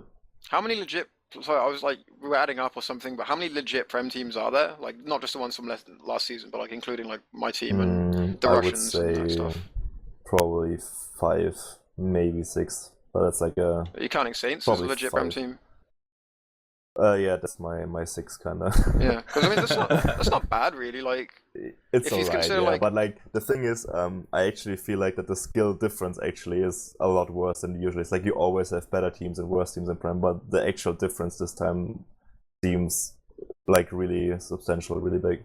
What Think? about didn't TC apply for Prem That's, on for like example, C-Play? one of What those about teams. C-Play? Did they apply Prem? I think they applied for Prem as well. And if you compare those teams to any other team, I think they pretty much get rolled by every team 5-0, I think- 6-1, pretty much. Yeah. TC were looking. I thought TC were looking like an up and coming team when they had AZN on demo. Yeah, they But were when they had since- AZN. I feel bad. I can't remember the other guy's name they're playing with now. He's not too Sparrow. bad. Spyrat Rap. Yeah, he's not like too bad, but I just felt like, I don't know, AZN really did a lot for them. I was really surprised when he like stepped down his demo.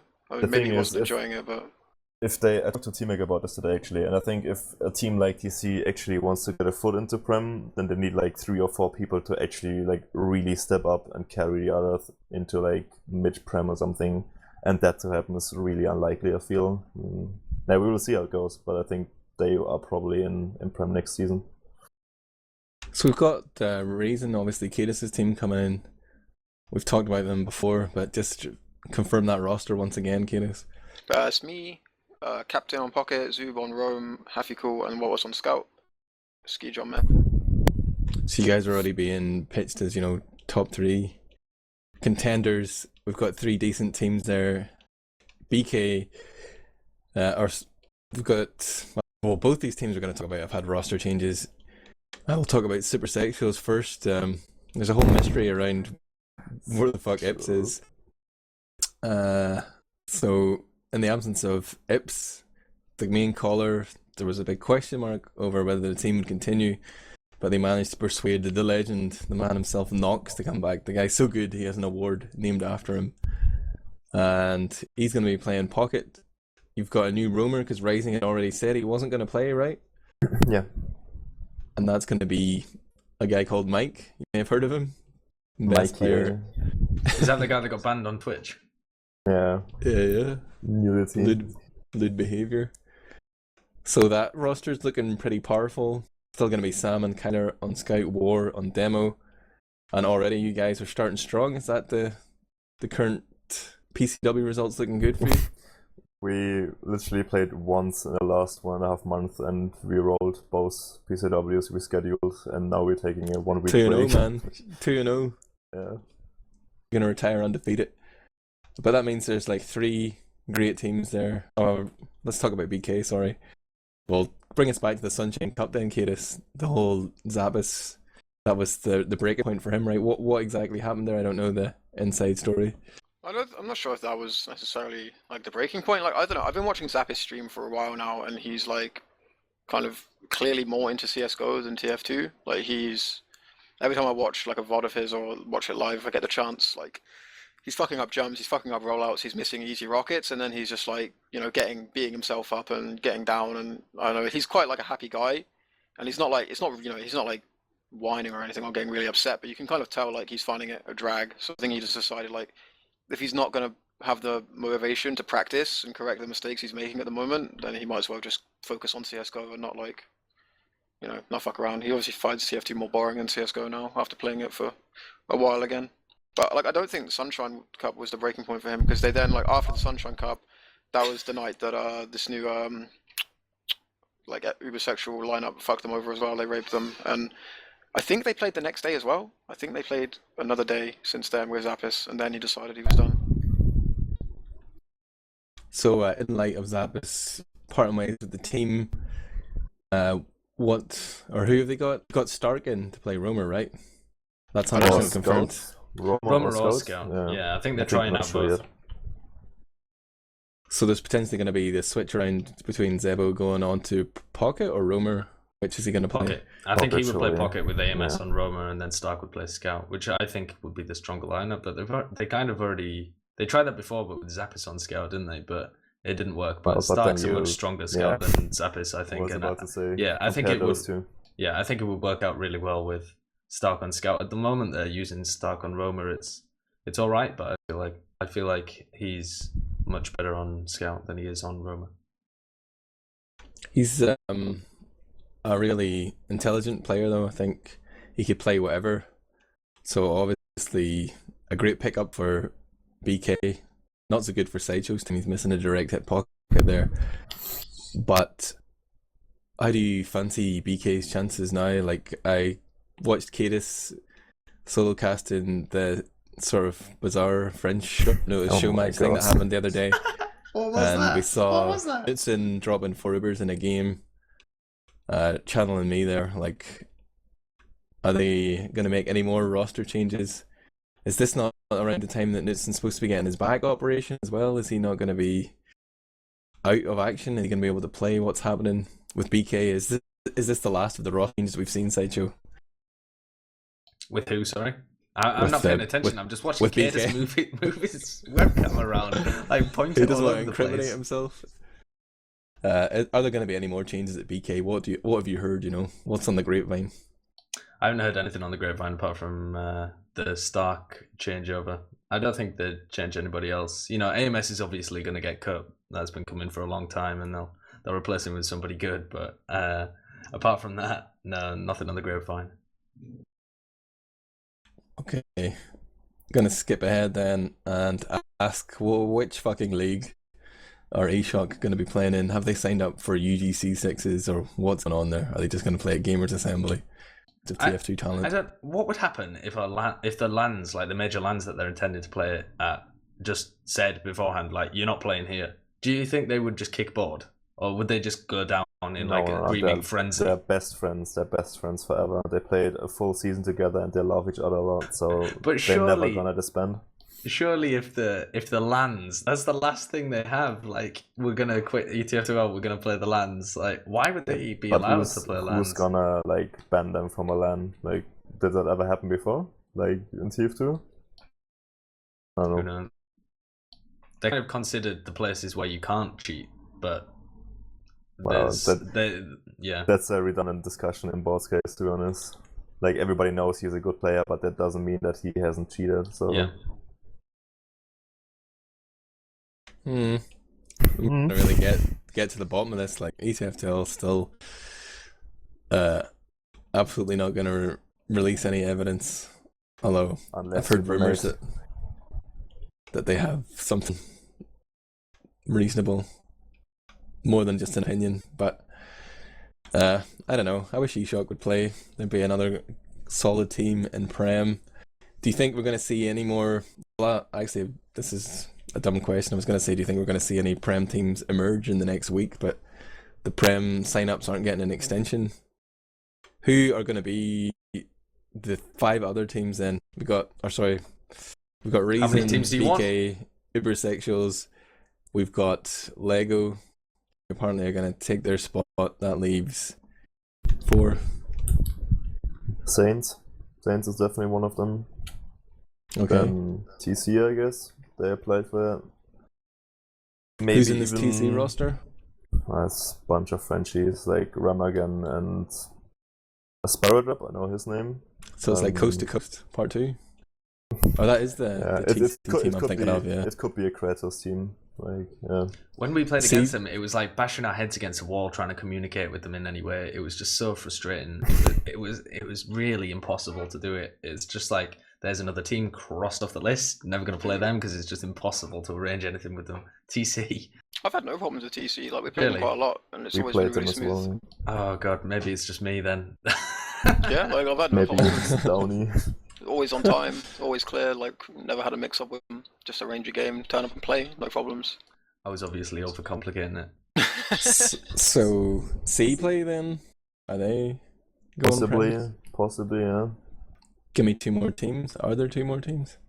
2 more? Like, wait, Ubersexuals, Reason, BK, Lego, Russians. Oh, Russians, yeah. I forgot about you. TC, Saints, and C-Player, that would be 8 teams. This Russian team is interesting. It's Lethal Weapon, formerly known, DG Well Played. Whenever it's another Forsaken team, how long do you give it before Forsaken remembers he hates TF2 and hates himself and folds the team? I'd say 3 weeks. Week 3, team's dead. I think it depends on how they get matched up in the first couple of weeks. Like, if they get raped in the first 3 weeks, let's say for some unlucky reason they have to play like BK, kaidus team and us, then they probably will just fold. If they have like 2 easy games and a hard game, I think they will just stick through the whole season. They're always like a weird team, the Forsaken Russian teams. They always seem to like, I don't know, maybe in my experience at least, they always seem to give close games to almost everyone. Maybe not like the very, very top team, like maybe Ubersexuals will roll over them, but like I think like I've seen them, like I watched this show match, it went to 3 maps, 2 golden caps. But like, I've also seen in the past a similar type of team then drop maps to like the lower teams in Prem. And they kind of seem to just like, they play a style where they just end up, everything's a close game and then they end up dropping some maps to shit teams, and that I think that's what really gets to them rather than just losing to the best, is they have like real trouble against some of the worst as well. When you watched that show match, were you impressed with Forsaken?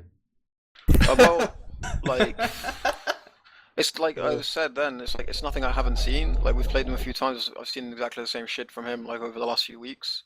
So like I was impressed, yeah, but like not surprised, I guess. I mean, would you have been surprised if you saw when you first saw that? I couldn't believe it when we first played against him. He's ridiculously sick on Sniper.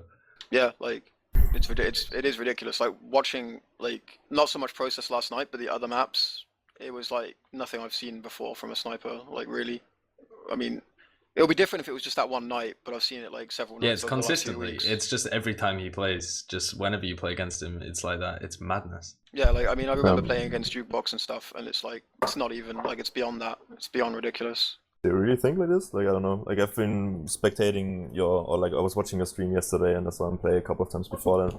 Like, the kid just plays CSGO for fucking hours a day, and I think maybe that's the reason why he actually, like, started to hit shots on Sniper.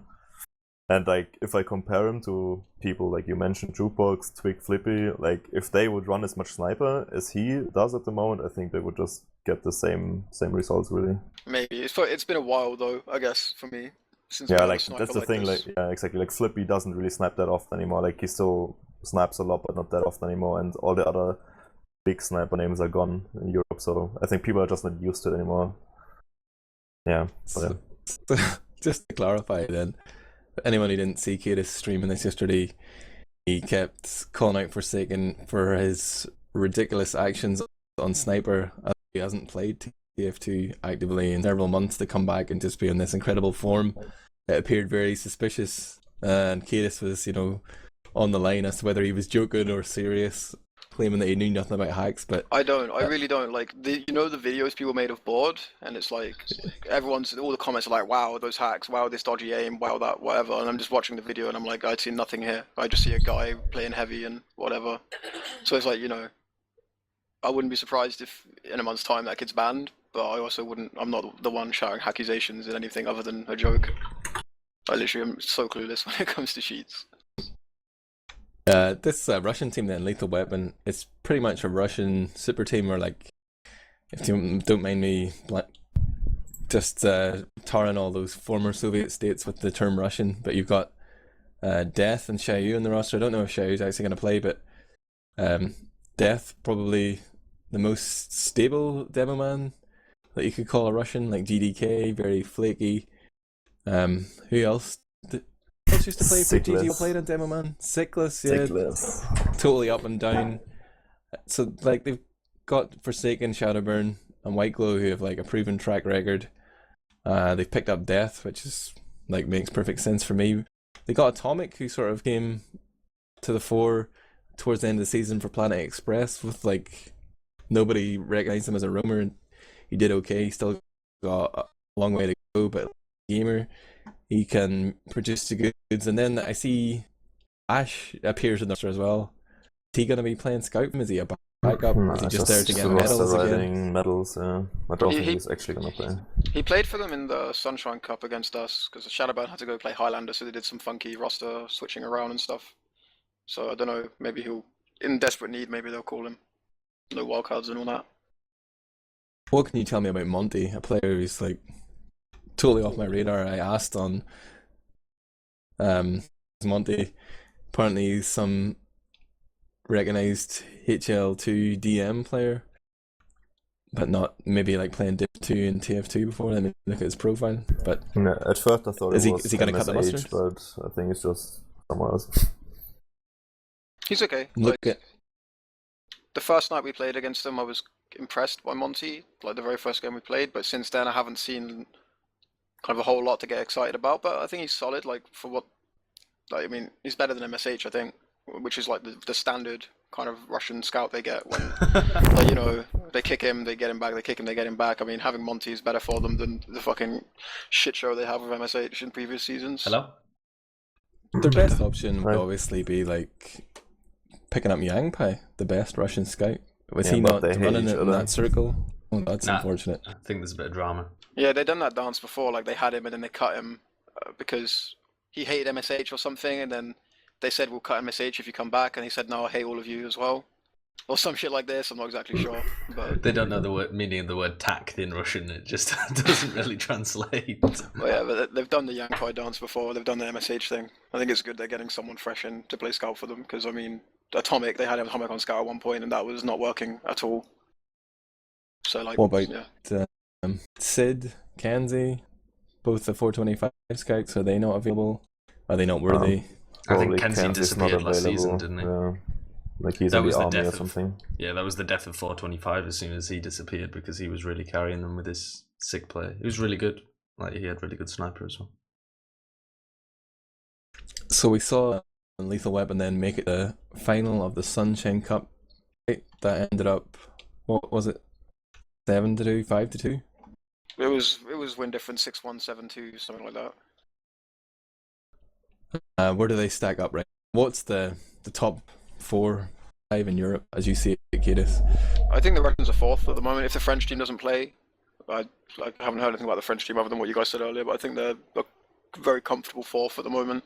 But like I said, they're so unpredictable. Like, they give close games to BK. We've had some close maps against them. Like, we roll them sometimes and have other close maps.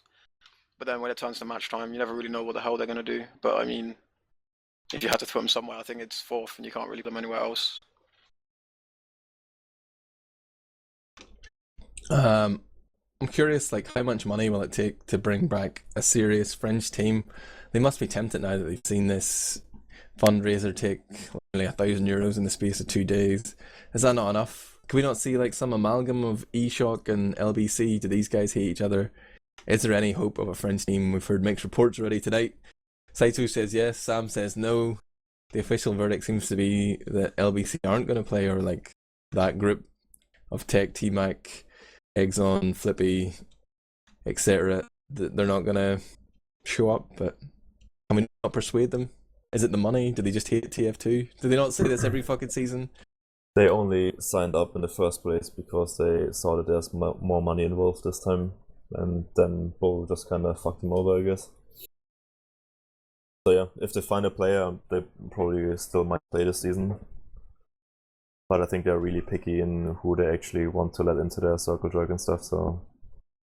Can't they just grab Demul or something? Like, I'm sure he would be Demul able doesn't to want to play TF2 at all, I think. Man, he's always in TF2. He's always in all the Twitch streams. He's talking shit right now in the Twitch chat. He's just constantly around. Yeah, well, that's like, just him being Demul. Yeah, but that's just there's Demul still a being difference. Still a difference if you actually dedicate a couple of evenings every week to play a video game and just talking shit and play whenever you want or play pickup games and stuff. Yeah, I'm pretty sure they my only asked point him was if he he's a wants to. little bitch. Like, well, I agree on that. That's for sure. What happened to the Flip Medic? That dream was happening a month ago. Then they still need. Oh, a that's sixth right. player. Yeah. Flip. Is he? I think they gave up on that as soon as they tried Flip on Medic, but it's Why don't they- unfortunate. He really wanted to do it, like he was really up for it. Well, Here's the roster. You're up to play every class in games as well. Doesn't mean that you can do it. Izzy on Medic, Tech on Pocket, T-Mac on Roamer, Eggs on Demo, Flippy and Nico. Is that not a fucking pretty sick team? Forget about Yeah, that'd be Bod, pretty good. all that nonsense. Like, they can still take moral high ground and say, yeah, we're not going to play without Bod. We're going to fold the team, then make a new team without Bod and actually compete for big money. How's the money going to work out, actually? Oh, Anyone... sorry. How much just is before actually that- going to be available to Prem if they hit the 3,000 target? Go ahead, Sideshow, sorry. Just before that, there's another team that I kind of forgot about that might actually be applying Prem. I'm not sure. They're either applying Prem or top of high. It's like a Polish team with. Oh yeah, the Polish super team. Yeah, the Oh, Polish bonkers. super team. They were like, I think they're beating a lot of the Div 1 teams at the moment. I don't know. I think they'd be on about the same level as C-Play and TC. So I don't know whether they were planning to apply Prem or whether they've applied high or something, but they're kind of in that mix, like the Div 1 Prem. I people. think they applied for high. Like, I'm not 100% sure, but probably Pussies. high.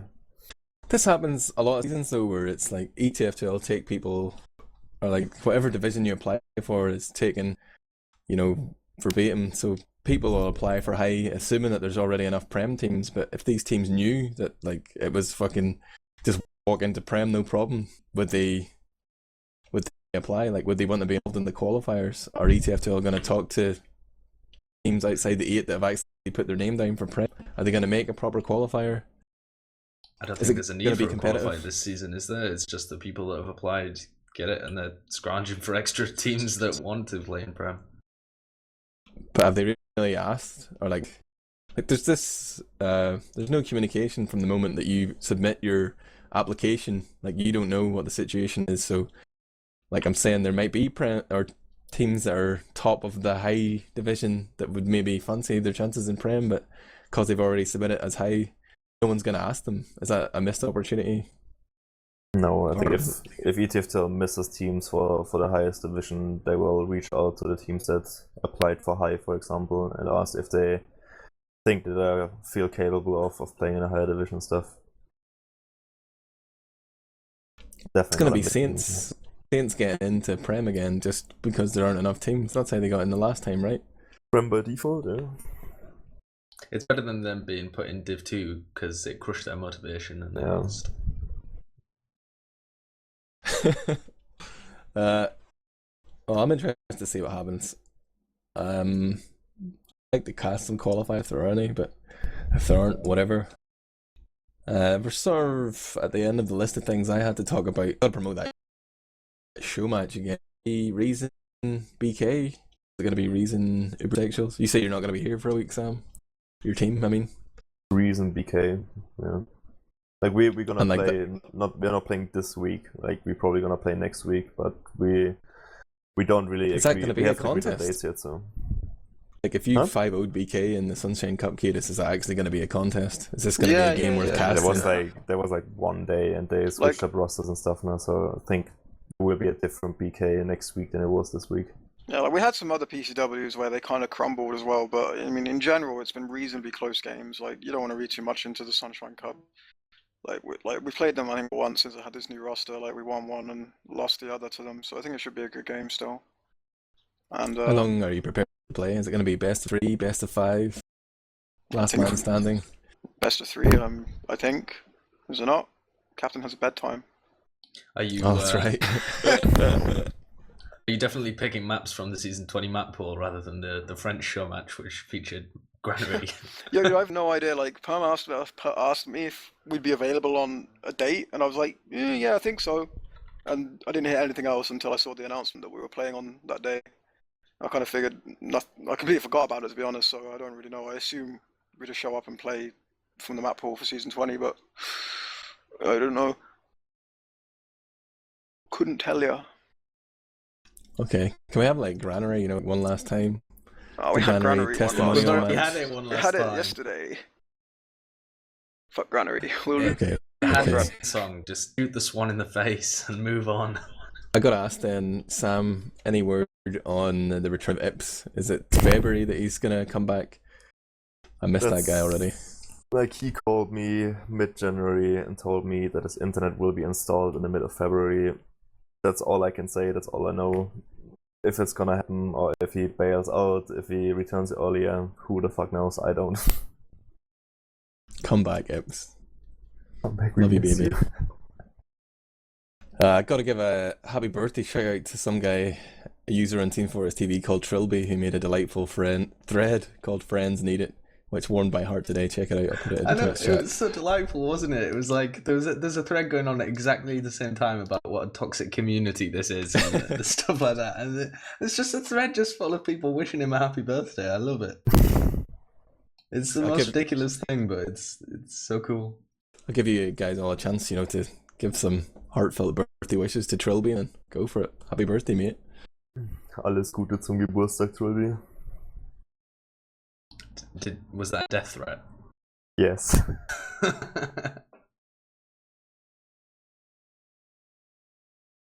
You don't care, Sideshow? You don't like this guy? Oh, little shit. Oh, right, yeah. Happy birthday, Trilby. Whoever that is. Kaidus. Happy birthday, Trilby. Sorry, I'm just reading this thread. It's so cute.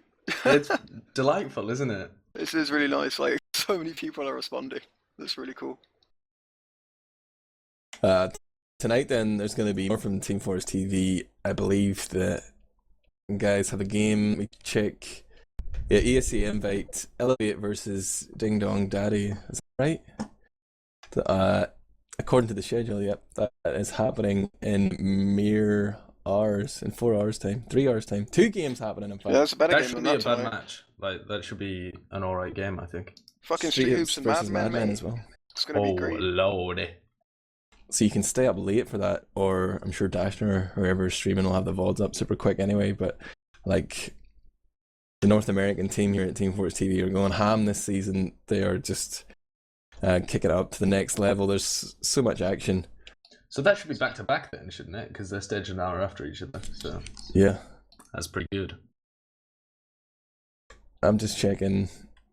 Yeah, you're right. The Americans have got this advantage where they play their officials like after their scrim times instead of at the same time. So they get bigger numbers for their viewers because people aren't playing at the same time as the official games are going on, and you can have this like double backer one after the other. It's such a cool system, but I don't know, the time zones don't work out nicely for us, and you end up playing into the middle of the night or whatever. I think they get a lot of European viewers too. Or I feel like there's more people in the EU watching NA games than vice versa. But I would encourage everyone to check out. It looks like an exciting season. And nothing else on the agenda. Is there anything I've missed, guys? Is there anything that happened in the last month that's coming up that you just have a burning desire to mention right now? Didn't think so. Archimedes Cup on Sunday. Highlander finals on Sunday. The show match on Tuesday. Check teamfortress.tv. There's been an update there as well, of course. Give Enigma your feedback, what you think of the changes to the site. Hopefully somebody's going to write some sort of ETFTL Season 20 preview, Sideshow. Sideshow. Admirable. Hildreth, come on, man. I could do that if I was less busy, but I'm rather busy at the moment. Fuck's sake, mate. Turns out Sideshow probably isn't going to go to jail either, so that's great news. But I think that's going to be it. The wrap up now then. This has been Fully Charged Europe episode 21. There is some actual TF2 action coming up tonight, so stay up for the next 3 to 4 to 5 hours and you can see some great North American teams competing for big money. What did they have last land? $16,000. That's real TF2. Not this Mickey Mouse Indiegogo fundraiser. You should support that as well, though. Head over to etfl.org and if you donate €100, I'll cast your game. Admirable. Yeah. So your final thoughts then, your chance to shout out that one person on the internet that you really love, Ips. smzi, take it away. Just gonna give a shout out to my team. Looking forward to a good season, hopefully. And the usual shout out to Red Shark. Still hoping that he watches all this shit at his army camp. That's it. Sideshow, what's on your mind? Shout out to Stepanex, the Twitch champion that just had me in stitches because he thought that Kaidus's picture behind him was a window. It's a window. I live in Paris. Didn't you know? It just, You could see the fucking Eiffel Tower out of my yeah, window. it was brilliant. It just had me creased. So yeah, big props to him for lighting my night up. Oh yeah, I got to mention as well, Button's reminded me here that Zub is working on some update that may or may not ever be released for logs, that perhaps with some sort of donator features similar to Serve Me. Maybe I've said too much already, but as such, big shout out to Zub and all those incredible contributors that just do things like Gentleman John, Ari, all the boys at teamfortress.tv, John for streaming tonight. But I'm really interested to see what's going to happen in season 20 and 2015 in a whole. I hope this episode didn't run on too long, an hour and a half. Pretty okay. We covered a lot of content. Not enough was said about the Highlander Deutschland, but be there. That's going to be it. Unless Kaidus has any shout outs. I do actually. I have some real ones. A shout out to my team and everyone. I haven't crushed your spirits yet, but I will eventually, so don't worry about that. But more importantly, I want to shout out to like Plumzilla and Sonny Black and all the other admins. Well, whichever other admins didn't sit on their ass for the last 2 months and actually contributed to this season. Because I don't know, for me it looks like, even though the bottom of Prem might be a bit shit, the top of Prem looks great. I think everyone's been quite motivated by what's been happening. So yeah, real thanks for putting in the effort. I appreciate it at least. You're welcome. Thanks, Sam. Yeah. Good luck when all these great Prem games clash with the games that I have to cast for the fucking fundraiser. Sorry, we can't cast BK versus Reason tonight. I'm casting UGC paper.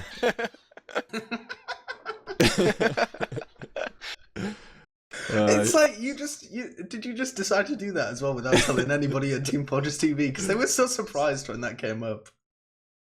No problem, man. I'll just do this fucking YOLO cast. I'll stream it here, Tetris quality, fucking blocks all around the place.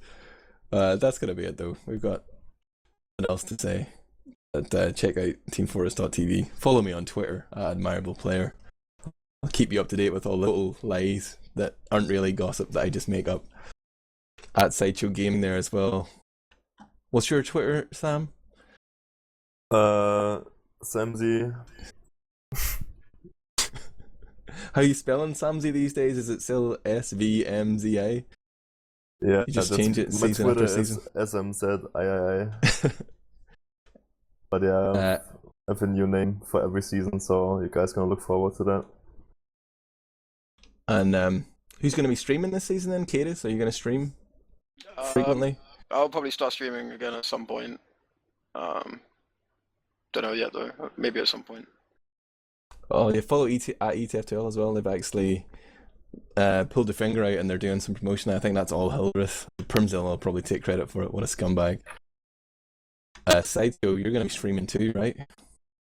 After the show match, the Reason versus BK show match, I'm going to start streaming again, probably all the time. as it Pretty was sure before. War and Marilyn also will stream most of our Ooh, Marilyn. QCWs and stuff. Yeah, so I really doing our best to promote EU TF2 here. But that's going to be it for tonight. Thanks for tuning in, guys. And we'll see you at the end of the season with an award show, probably, because nobody can be arsed doing this. Thank you, and good night. Night.